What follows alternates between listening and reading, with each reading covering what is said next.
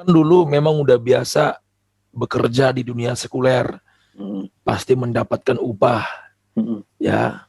Nah, Koko berpikir tahu nggak Koko kalau menjadi hamba Tuhan atau kalau udah mulai ngambil langkah sekolah Alkitab, resikonya itu besar, pasti dalam perekonomian ada dampaknya sama Koko sendiri. Selamat datang di channel Christian Ministry Indonesia. Selamat menyaksikan. Tuhan Yesus memberkati. Oke, salam semua teman-teman. Kali ini kita akan mendengar kesaksian dari seseorang yang ini akan memberikan ceritanya bagaimana dia dipanggil dari seorang manajer menjadi seorang hamba Tuhan. Karena itu kita sebelum memulai mendengarkan ceritanya, kita berdoa dulu ya. Mari kita tundukkan kepala kita berdoa. Kami bersyukur Tuhan buat hari ini, karena kami tetap dipelihara Tuhan, dan Engkau selalu menyertai kami sampai saat ini Bapa. Sebentar kami Tuhan mau mendengar kesaksian dari hamba-Mu, biar Engkau pakai mulut bibirnya supaya menjadi berkat bagi kami, dan Engkau berikan kekuatan bagi setiap kami yang akan menyaksikan video ini. Terpujilah Engkau Tuhan, Engkau memberkati, Engkau pimpin kesaksiannya dari awal sampai selesai. Di dalam nama Yesus, kami sudah berdoa dan mengucap syukur. Haleluya. Amin. Amin. Shalom Ko. Halo, shalom, Uco. Iya, apa kabarnya? Sehat nih, udah lama kita nggak ketemu ya. Betul sekali. Nah, bisa nggak kok perkenalan diri dulu secara umum aja ya kepada teman-teman kita yang menonton? Oke deh, nama lengkap sih Alvin Koswanto, akrabnya dipanggil Ko Alvin. Ya, dari sejak dulu sih lebih akrab dipanggil Ko Alvin.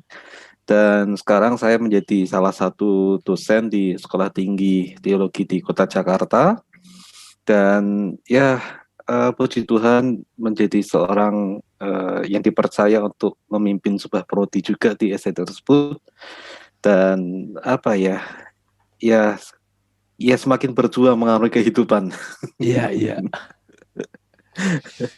Oke, mantap. Nah, kalau gitu tanpa berlama-lama, bisa nggak Koko menceritakan bagaimana sih titiknya Koko itu bisa dipanggil menjadi seorang hamba Tuhan yang dulunya katanya manajer ya, sampai sekarang ini wah bisa menjadi dosen bahkan jadi kaprodi seperti itu ya. Saya persilakan kok waktunya. Dulu tuh sebenarnya saya nggak mau jadi hamba Tuhan, bahkan dalam doa saya pun saya berdoa sama Tuhan, dua yang dulu saya ajuin ke Tuhan, saya tolak bener di dalam doa saya. Yang pertama adalah Tuhan, saya tidak mau jadi hamba Tuhan, saya tidak mau jadi pendeta. Kenapa? Karena sejak kecil itu saya tidak pernah menemukan figur hamba Tuhan yang patut untuk diteladani seperti itu ya. Dan yang kedua, dalam doa saya adalah saya tidak mau ke Jakarta. Kenapa? Kita sama-sama tahu bahwa Jakarta itu kota macet. Dan saya tuh orangnya adalah orang nggak sabaran. Jadi daripada marah-marah di jalan tiap hari gitu ya. Jadi akhirnya nggak mau datang ke Jakarta lah. Itu Jakarta tuh anti, nggak pernah saya doa mimpi ke Jakarta, nggak pernah sama sekali. Makanya dulu ketika selesai dari sekolah menengah teknik industri kayu di Semarang, saya ambil kuliah manajemen industri kayu itu ya. Itu sekitar tahun 2008 ya, 2008. Dan di tahun yang sama itu menurut saya, pengalaman saya pribadi, itu adalah pertama kali panggilan itu datang ke depan saya sebagai seorang pendeta gitu ya. Tapi saya nggak mau ya. Teknisnya waktu itu gembala sidang di Semarang bicara pribadi dengan saya, mau nggak kamu sekolah Alkitab? Saya bilang nggak mau Om. Saya berkata seperti itu. Akhirnya saya memutuskan untuk kuliah manajemen industri kayu. 2 tahun saya selesai, saya wisuda. Kemudian tahun 2010 saya ke kota Cirebon untuk bekerja di sana. Ya, disitulah saya dalam 3 tahun bekerja, saya juga mengalami kenaikan pangkat juga lumayan cepat ya. bermula dari staf PPIC, kemudian juga dipercaya untuk menjadi seorang manajer di situ, kemudian dipercaya untuk membuat sebuah divisi baru di situ, divisi salah satu produk yang dijual di PT itu, dan 3 tahun saya bekerja di tempat itu, ya. Kemudian tahun 2012 panggilan untuk menjadi seorang pendeta itu datang untuk kedua kalinya. Sama lewat gembala juga, ya, lewat gembala sidang di salah satu gereja di kota Cirebon. Tapi waktu itu seperti saya berkata, saya tidak mau. Kenapa? Karena memang tidak mau jadi pendeta, gitu. Tapi kalau melayani sih suka, gitu. Khotbah, main musik, gitu ya. Itu suka sekali. Dan memang passion ya, terutama di dunia anak muda. Jadi 2012 saya tolak, dan panggilan yang ketiga adalah tahun 2013. Disitulah ketika saya pulang dari tempat kerja, saya dipanggil ke gereja saya di Cirebon, ya. Kemudian saya kembali ditanyakan, mau nggak sekolah Alkitab, gitu, jadi pendeta. Saat itu di hati saya cuma muncul sebuah kalimat, Ucok. Samuel aja 3 kali nurut, masa kamu lebih bandel daripada Samuel? Tahu ya sahabat siapa ya? itu suara itu, kalimat itu saya masih ingat sampai hari ini. Itu. Dan gara-gara kalimat itu saya tidak mikir panjang dan saya berkata, siap Om, saya akan turuti panggilan ini. Karena menurut saya itu udah panggilan ketiga dan saya tidak mau kalimat itu menjadi teguran dalam kehidupan saya, dan akhirnya saya tolak, ya. Saya nanti dimarahin Tuhan kan bahaya nanti. Ya, akhirnya ya saya resign dari tempat saya bekerja pada waktu itu, dan tahun 2013 saya mengambil keputusan untuk masuk di sekolah tinggi teologi yang ada di Jakarta, ya. Dan saya serius dalam kuliah, meskipun waktu kuliah itu saya adalah salah satu mahasiswa paling tua di angkatan saya. Karena teman-teman saya waktu itu baru lulus SMA, kemudian langsung masuk gitu ya. Nah, saya kan dari SMK udah kuliah, udah kerja, baru kuliah gitu. Jadi ya itulah berat sekali. Sampai waktu itu juga rambut ini jadi rontok nih, tipis sekarang. Itu. Dan apa ya, saya menjalani dengan sungguh-sungguh. Saya sekolah sungguh-sungguh, kuliah sungguh-sungguh, dan terus berjuang ya mengikuti panggilan Tuhan ini. Jadi ya yang pertama itu Tuhan jawab doa saya. Ya, Tuhan jawab doa saya. Doa yang tidak mau jadi pendeta dan tidak mau ke Jakarta, akhirnya tahun 2013 Tuhan jawab dengan cara saya jadi pendeta dan saya sekolah Alkitab dan saya ke Jakarta. Gitu kan. Itu jawaban Tuhan dalam doa saya. Ya, ya akhirnya saya kuliah di tempat itu dengan sungguh-sungguh. Saya sungguh-sungguh kuliah karena saya tahu panggilan saya mahal. Gitu. Jadi meskipun saya kesusahan gitu ya mengikuti, kemudian memahami materi-materi pembelajaran, sejarah-sejarah Alkitab yang harus kita pahami gitu ya. Itu kan tidak gampang buat saya. Karena selama bekerja saya tidak pernah baca buku pengetahuan, saya hanya baca Alkitab waktu itu kan. Nah, tapi saya sungguh-sungguh dan puji Tuhan tahun 2017 saya lulus dan bisa mendapatkan predikat master berprestasi. Kemudian setelah itu saya lanjut S2, ya, tahun 2017 saya lanjut S2 sampai 2019. Di situ saya kuliah juga S2 dan itu banyak mujizat terjadi di S2. Ya, banyak mujizat yang saya alami dan sampai sekarang saya masih terheran-heran sebetulnya kalau merenungkan kisah-kisah itu. Tapi ya puji Tuhan 2019 saya juga bisa wisuda, saya bisa mendapatkan prestasi juga, dan sekarang saya menjadi dosen, menjadi pengajar, dan sedang lanjut dalam kuliah S3. Kurang lebih seperti itu, Cok, kisah hidupnya. Wow, luar biasa. Saya sangat terheran-heran juga ikut ini. Iya. Ucok tahu kan sepintas perjalanan saya itu. Bukan sepintas, panjang loh kamu. Itu masih kerak-keraknya aja ya, luarnya ya. Masih keraknya itu. Iya. Tapi saya mau nanya nih kok Koko kan dulu memang udah biasa bekerja di dunia sekuler, pasti mendapatkan upah, ya. Nah, Koko berpikir tahu nggak Koko kalau menjadi hamba Tuhan atau kalau udah mulai ngambil langkah sekolah Alkitab, resikonya itu besar, pasti dalam perekonomian ada dampaknya sama Koko sendiri. Itu gimana sih? Sangat berdampak, Cok. Jadi ceritanya gini, waktu kerja namanya manajer kan ya gaji dah, tahulah high kan. Ya. Saya dulu kerja itu kalau mau dikatakan dompet itu selalu ada isi gitu. Ya. Bahkan di Cirebon meskipun saya kerja juga pelayanan, saya punya 12 pelajar yang saya mentorin secara khusus. Itu pun kan juga sering ngajak makan, kemudian jalan-jalan sebagainya gitu ya, sebagai pemimpin mereka. Itu kan benar-benar kita yang keluar uang. Gitu. Dan tidak pernah khawatir akan kehabisan uang pada waktu itu. Tapi semenjak kerja, semenjak kuliah, jangankan terisi, seringkali angin yang mengisi dompet saya. Itu dulu saya waktu kuliah S1 saya pelayanan di salah satu gereja di Cibubur. Itu gereja kecil, perintisan.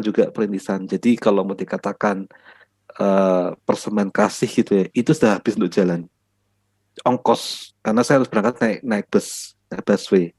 Kalau nggak busway ya bus umum ya, saya berangkat ke sana hari Sabtu, kemudian hari Minggu pulang gitu. Jadi ngalamin secara ekonomi itu turun drastis, itu ngalamin banget. Iya. Tapi yang menarik adalah saya bisa lulus loh. Wow. Biaya skripsi ya, teman-teman mungkin yang nonton ini tahulah, skripsi itu kita biayanya banyak banget. Apalagi waktu itu saya dapat dosen pembimbing, karena dosennya ini dosen yang udah sangat senior gitu ya, udah usia tua begitu. Dia nggak mau tuh kirim lewat email gitu. Jadi maunya di print. Kalau di print nggak mau kertas yang bekas, maksudnya yang kita habis pakai print kemudian baliknya gitu. Itu nggak mau. Harus kertas baru. Iya. Gitu. Dan waktu itu saya tinggal di asrama, nggak punya printer sendiri kan. Itu kalau nggak salah itu untuk selesai itu saya habis lebih dari 500.000 gitu. Tapi ada loh, Cok. Ada gitu. Nah, kalau mukjizat keuangan ya, paling seru itu waktu di S2, Cok. Jadi gini ceritanya. Waktu lulus S1, karena saya mendapatkan predikat mahasiswa berprestasi waktu itu, salah satunya saya. Iya. Akhirnya saya tuh mendapatkan 7 orang tuh mau membantu biaya saya kuliah S2. Tapi tahukah, sampai mau ke sidang proposal tesis pada itu ya, itu tidak ada yang membayar sama sekali. Wah. Aduh, saya stres waktu itu, gimana ini? Itu gimana? Saya nggak stres gimana, tapi saya stres cari uangnya. Gimana? Gitu. Akhirnya waktu itu saya telepon ke mama saya, ke orang tua, saya berkata, "Mah, saya mundur aja deh sidang tesisnya gitu ya, wisudanya mundur aja." Mama saya sulit terima itu. Bahkan mama saya berkata, "Vin, mumpung mama masih hidup, mama pengen lihat kamu wisuda S2. Nah tuh, kalau orang tua udah ngomong gitu mau gimana kan, kita kan Iya betul. Kita mau bilang ngeyel pun juga gak bisa kan. Tapi realitanya, Cok, ya bisa jalan loh. Saya bisa sidang proposal tesis. Nah akhirnya sudah selesai sidang proposal tesis, tesis saya diterima dan saya lanjut dalam proses penelitian begitu ya. Sambil penelitian saya sambil berusaha mencicil untuk sidang tesis dan wisuda gitu ya. Saya sambil cicil. Kebetulan waktu itu saya juga bekerja sebagai kepala asrama di tempat saya kuliah. Saya cicil dan hasilnya adalah masih tersisa uang pembiayaan sekitar 10 atau 13 juta begitu, Cok. Wow. Saya kembali telepon ke orang tua saya, "Mah, masih kurang 10 sampai 13 juta. Aku nggak tahu mau ambil uang dari mana, tapi nggak apa-apa ya, wisuda tahun depan biar saya kumpul uang dulu. Saya bilang gitu lagi. Waduh mama, saya juga mengeluarkan kalimat yang sakti itu lagi. Bin, mama, selama mama masih hidup, mama mau lihat kami sudah S2. Aduh, dari saya komen. Akhirnya ya sudah, saya pasrah dengan keadaan. Saya cuma berkata dalam doa saya, Tuhan, kalau memang Tuhan menghendaki saya wisuda, saya wisuda. Tapi kalaupun tidak, tahun depan pun saya juga tidak masalah. Gitu. Karena buat saya waktu itu ya, itu hanya sifatnya adalah euforia, yang penting kan kelulusannya, gitu kan. Nah, akhirnya suatu hari gitu, saya ditelepon oleh ini adalah rekan saya dosen yang di sekarang gitu ya. Telepon saya dia nanya kabar saya bagaimana, kemudian tesisnya bagaimana, ada masalah apa gitu. Akhirnya saya cerita, iya nih saya lagi bingung soal uang nih, 13 juta mau dapat dari mana gitu kan. Akhirnya selesai pembicaraan, besoknya teman saya bilang begini, rekan saya ini bilang begini, Vin, biaya aman ya, ada orang mau tolong kamu. Maksudnya apa? Kamu cek ke keuangan. Saya cek sisa tagihan itu lunas. Wah. Dan sampai sekarang saya nggak tahu siapa orang itu yang membantu saya itu. Gitu. Oh. Karena teman rekan saya yang telepon itu nggak mau cerita orang itu siapa, nggak mau ngomong. Gitu. Nah itulah karena dari dulu saya meyakini atau saya punya prinsip bahwa kalau Tuhan yang memanggil, dia adalah pribadi yang bertanggung jawab. Gitu. Dan dia nyatakan, dia tunjukin tuh mujizat itu tuh, bahwa aku tuh ada dan aku siap dan aku akan tolong kamu gitu. Gitu. Ya tentu dengan segala susah payah yang sudah saya kerjakan, artinya saya belajar sungguh-sungguh, saya pelayanan juga sungguh-sungguh, enggak orientasi kepada macam-macamnya gitu. Tapi Tuhan bekerja dan momen itu tidak akan pernah terlupakan sampai hari ini. Iya, iya. Ya kalau sekarang udah kerja begini ya sudah kan begitu ya saya. Iya kok ya. Seperti itulah pengalaman keuangan dulu tuh. Luar biasa banget ini. Tapi satu lagi saya yang buat penasaran sama Koko ya. Koko kan ada tuh fase-fasenya di mana lagi ekonominya sulit waktu jadi sekolah di soal kitab ya gitu ya. Kok nggak berpikir menyerah gitu, maksudnya ntarnya menyerah itu kan menyerah atau menunda mau wisuda gitu, tapi menyerah jadi hamba Tuhan gitu karena mengingat aduh dulu aku udah punya gaji, punya uang bisa segalanya, kok di sini makin kesini makin menipis gitu kan uang kantong. Apa kok nggak pikir menyerah aja gitu kan, keluarlah dari profesi sebagai hamba Tuhan seperti itu? Enggak. Apa yang buat Koko, ada nggak prinsip yang Koko pegang gitu? I trust him. Ya. Cuma itu. Saya percaya dengan dia yang bahkan saya adalah orang yang nggak punya cita-cita. Oh. Saya ingat sekali ada teman saya pinter ya. Saya ditanya pada waktu itu, Ko Alvin, apa cita-cita Ko Alvin? Ko Alvin kan sudah dewasa nih, umurnya udah matang waktu itu ya, waktu kuliah S1 ya. Yeah. Masa nggak punya cita-cita sih? Enggak. Loh, gimana sih? Hidup kan harus punya cita-cita. Itu kan harus punya tujuan sudah. Enggak, saya enggak punya cita-cita. Terus gimana? I just do the best for today. Aku hanya lakukan yang terbaik di hari ini. Dan saya percaya ketika saya lakukan yang terbaik di hari ini, namanya blessing itu di hari depan akan ngikutin. Gitu. Yeah. Jadi menurut saya, kalaupun miskin ya, atau para-para yang nggak punya uang untuk makan gitu, tapi saya yakin saya tidak akan kelaparan. Kalaupun saya kelaparan, saya tidak akan sampai meninggal dalam keadaan kelaparan.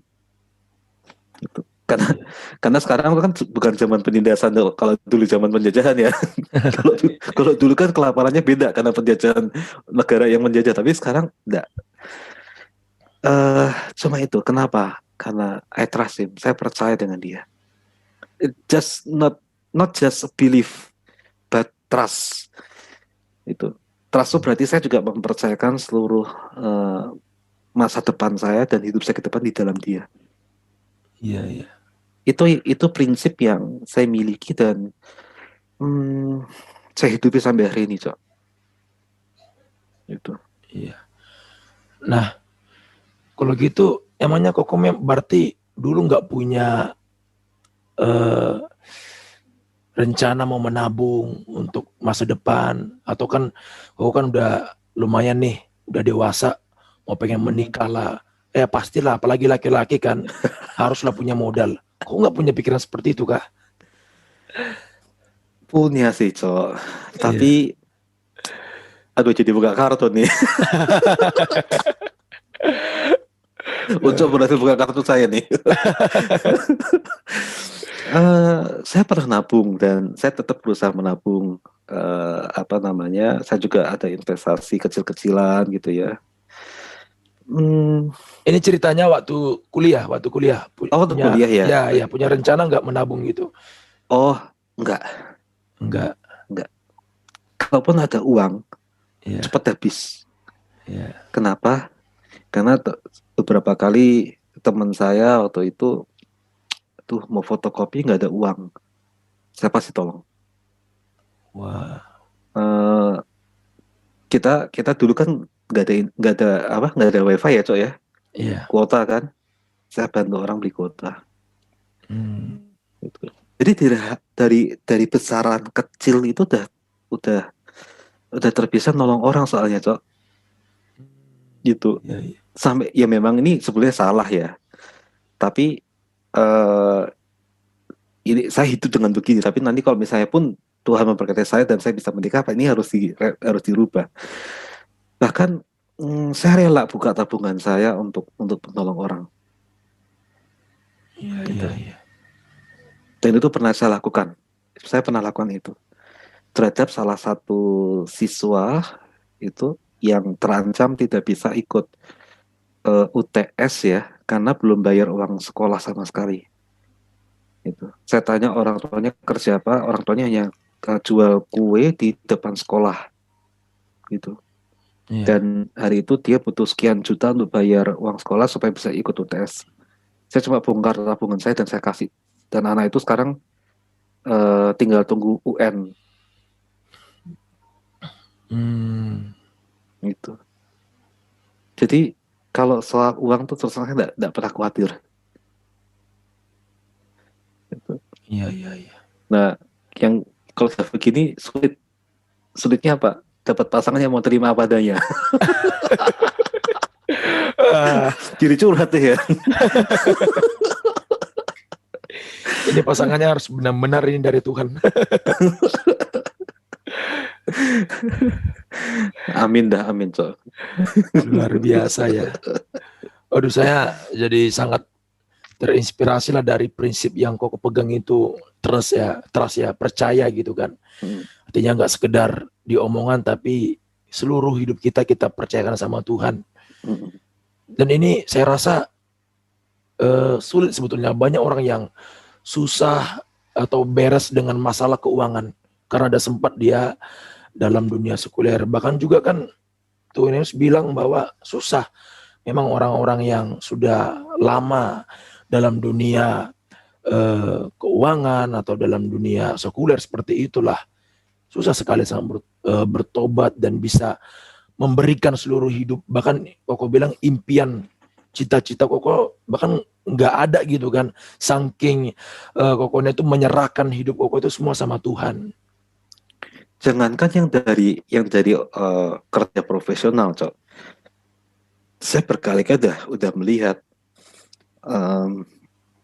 dari orang yang tidak mampu, maksudnya dari keluarga, dia lahir di keluarga yang tidak mampu gitu ya. Iya. Kemudian diberkati Tuhan, punya segala sesuatunya, itu tetap malah jadi orang yang pelit. dengan prinsip adalah, ya dulu saya susah, Hmm. saya bekerja keras sehingga saya bisa berhasil. Nah, alasannya itu, tapi pada dasarnya adalah pelit itu aja. Iya, iya. Gitu. Karena ya, Cok, meskipun kita punya segala sesuatu, tapi kalau kita binasa juga buat apa, Cok? Iya, iya, iya. Gitu. Kita meninggal dengan apa yang kita masih miliki selama di dunia ini, kalau kita nggak gunakan untuk kemuliaan Tuhan juga, yang ada malah bikin berantem keluarga. Hmm. Gitu. Itu sih menurut ini pemikiran saya sih. Tentu pasti ya ada orang-orang yang tidak setuju, tidak masalah gitu. But Iya, iya. saya menghidupi prinsip-prinsip ini gitu. Itu sih, Cok. Iya kok. Tapi waktu Koko itu resign dari pekerjaan, pasti orang tua tahu ya, atau keluarga tahu. Mm-mm. Gimana sih tanggapan mereka gitu? Mereka pasti kecewa kali ya. Eh, Kalau kecewa sih enggak ya. Tapi berkali-kali menanyakan, yakin, Hmm. udah dipikirin gitu. Waktu itu juga karena mama sudah menyerahkan keputusan dengan saya, akhirnya mama mendukung saja. Gitu. Termasuk kakak-kakak saya juga mendukung gitu. Iya. Kalau dari keluarga sebenarnya enggak begitu masalah sih, Cok. Oh begitu ya. Gitu. Mm-mm. Kadang kan kok kalau contohnya saya nih di keluarga Batak nih pasti sangat kecewa itu karena orang tua sudah kuliahin kita untuk bekerja di satu tempat gitu kan, di dunia sekuler, punya gaji, tiba-tiba saya resign gitu, mau ngambil sekolah Alkitab yang masa depannya juga orang bilang nggak jelas lah seperti itu. Wah itu pasti mereka sangat kecewa sekali kok ya. Tapi luar biasa keluarga Koko mendukung ya. Mendukung. Puji Tuhan, mendukung sekali. Hmm. Gitu. Tapi tantangan-tantangan lain ada nggak selain dari keluarga yang berat gitu waktu mengambil keputusan itu? Ada dari pacar atau gitu. Wah, ini kebuka lagi kartunya ya. Saya nggak nyangka kamu bakal nanya ke arah sana loh, Cok. Makanya saya nggak singgung, Cok. Aduh. Iya. Dulu saya waktu masuk si sekolah tinggi teologi itu saya udah punya pacar. Gitu. Dan kalau seandainya ini seandainya gitu ya, seandainya waktu itu saya udah ikutin panggilan Tuhan, tahun 2015 saya udah menikah. Itu tahun 2015. Nah, ya sebagai anak muda ya walaupun yang nonton ini juga ada anak muda waktu itu pacaran gitu, pasti siapa sih nggak seneng gitu punya sebuah visi terus didukung sama orang yang kita cintai dan dia juga cinta sama kita gitu kan. Iya. Itu kan membuat sebuah dorongan atau semangat tertentu dalam diri kita gitu kan. Tapi ya 2013 waktu itu dia mendukung sekali gitu kan, sudah mengatakan nanti kalau Koko udah lulus ya kita akan ke hubungan yang lebih serius dan sebagainya gitulah ya. Siapa yang nggak seneng begitu ya kan? Tapi ya tahu sendirilah. Dari situ kelihatan ya mana dari Tuhan. Saya nggak berani mengatakan itu atau enggak sih, Cok. Tapi ya sudah, maksudnya secara manusiawi dia terlalu lama mungkin nunggunya. Iya. Karena waktu itu kan juga saya kan nggak punya uang banyak, Cok, untuk bisa beli tiket pulang gitu kan. Jadi ya seringkali di libur-libur waktu itu pun juga saya tidak pulang. Itu saya pulang kadang-kadang bisa setahun 2 kali aja, setahun 3 kali. Ya mungkin ya ada pertimbangan-pertimbangan tertentu dari sekarang jadi mantan saya berarti ya. Gitu, jadi tidak apa-apa. Dan saya juga tidak menyalahkan Tuhan. Gitu. Meskipun waktu itu saya jadi galau seminggu dan badan saya demam 3 hari. Gara-gara waktu itu momen-momen ini terjadi ketika ujian. Iya. Bahasa Yunani lagi. Wah.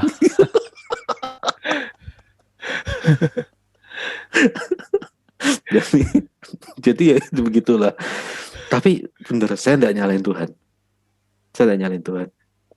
Ya saya nangis, memang saya nangis, saya galau selama 1 minggu. Saya nggak niat belajar, saya nggak niat makan. Saya baru tahu, iya bener ya, orang kalau jatuh cinta bener ya nggak niat makan. Dulu kalau punya temen ya kan, putus cinta nggak mau makan, kita bisa bodoh-bodohin dia, kamu bodoh, kamu gini-gini. Oke lah, pada itu jadi orang bodoh. Itu sih, Cok. Itu tantangan, itu ya peristiwa yang ya tetap membekas hati saya. Iya. Gitu sih. Oke deh. Wow, luar biasa sekali ya dari cerita Ko Alvin. Ini bisa berapa jam sebetulnya kalau kita mau mendengar lebih banyak pengalamannya beliau, dan sangat menguatkan kita lah. Nah, terakhir dari Koko sendiri, kira-kira sekarang ini ya udah jadi hamba Tuhan lah yang Tuhan percayakan di bidang-bidang tertentu. Apa sih sekarang rencana Koko ke depan, atau punya visi apa sih sekarang ini sebagai seorang hamba Tuhan? Gitu aja kok. Sebetulnya sama sih dengan ketika saya ditanya dengan teman saya, cita-citamu apa, Vin? Saya juga berkata saya nggak punya cita-cita. Gitu. Tapi kalau ditanya harapan saya, harapan saya ke depan apa, saya cuma ingin berusaha jadi manusia yang nyenengin hari Tuhan. Iya. Itu aja. Ya kalau ya apa ya, tapi kalau dalam dunia pelayanan itu secara personal ya, personalitinya ya. Tapi kalau dalam dunia pelayanan, saya pengen punya semacam panti asuhan. Tidak besar-besar dan tidak mau banyak-banyak. Cukup 2-3 orang saya asuh, ya saya didik, saya sekolahkan sampai lulus SMK. Setelah itu saya lepas dan saya cari anak baru lagi. Itu. Ya itu pandangan saya ke depan sih. Tapi kalau Tuhan pingin yang lain juga tidak masalah. Itu sih, Cok. Oke kok. Yap, terima kasih banyak kok ya buat kesaksian yang sudah diceritakan ya bagi kita semuanya. Pasti teman-teman yang sekarang melihat atau menyaksikan video ini mungkin mau menjadi seorang hamba Tuhan, ya seperti inilah realitanya. Tidak sesuai dengan apa yang kita pikirkan selama ini ya. Atau mungkin kita berpikir nggak enak jadi hamba Tuhan, belum tentu juga. Ya, tergantung dari hati kita atau motivasi kita mau jadi hamba Tuhan itu seperti apa sih. Ya, bahkan nggak harus jadi hamba Tuhan, yang menjadi orang percaya pun pasti mengalami lika-liku kehidupan seperti ini kok ya. Iya, betul. Mungkin ini sih, Cok, kita perlu membuat sebuah meredefinisi ulang sebetulnya apa sih itu hamba Tuhan gitu kan. Iya. Kalau saya pribadi, hamba Tuhan itu karakter, not calling. Ya. Gitu. Jadi hamba Tuhan meskipun ini bisa diterapkan sejak kita jadi seorang pelajar, so. Meskipun kita seorang pelajar, kita seorang mahasiswa, kita seorang businessman, kita seorang karyawan, kita seorang pengajar, guru, dosen, atau apapun profesionalnya kita, pemusik, artis, kemudian apalagi dan sebagainya gitu ya, selebgram, apapun itu. Tapi kalau bicara soal hamba Tuhan, itu adalah karakter. So hamba Tuhan itu bukan sebuah profesi. Profesi ya. Pendeta itu profesi, tapi dia belum tentu hamba Tuhan. Iya. Manajer bank misalnya, itu profesi, tapi dia tetap bisa jadi hamba Tuhan. Iya. Jadi ya kalau hamba Tuhan ini, kalau saya boleh memberikan sebuah usulan definisi gitu ya. Pahami lagi bahwa hamba Tuhan bukan sebuah profesi, tapi sebuah karakter. Gitu. Itu, Cok, dari saya. Iya, mantap kok ya. Tapi mungkin karena orang-orang sekarang sudah secara umum memandang bahwa hamba Tuhan, oh pendeta, hamba Tuhan, oh gembala, seperti itu kok ya. Iya. Oke deh. Terima kasih kok buat hari ini, sangat luar biasa sekali. Saya juga sendiri terberkati dan sangat menguatkan lah Apalagi saya juga sekarang sedang menjalani kuliah di sekolah Alkitab.